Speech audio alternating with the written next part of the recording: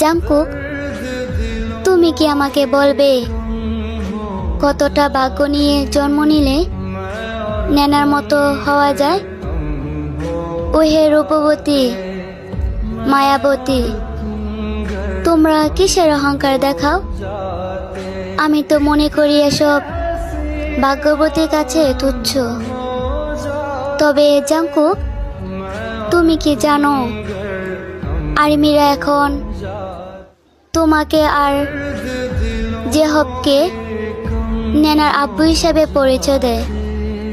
তারা হয়তো ভুলে গেছে সেও একজন বিটিএস আর্মি, আর প্রতিটা আর্মিরই স্বপ্ন থাকে তোমাদের সাথে কথা বলার।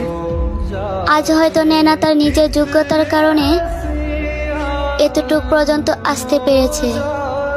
তবে আমার মনে হয় আজ যদি বাংলাদেশের কোনো আর্মির সাথে তোমাদের কোনো যোগাযোগ থাকতো, তাহলে হয়তো তাকে বাঁচতেই দিত না।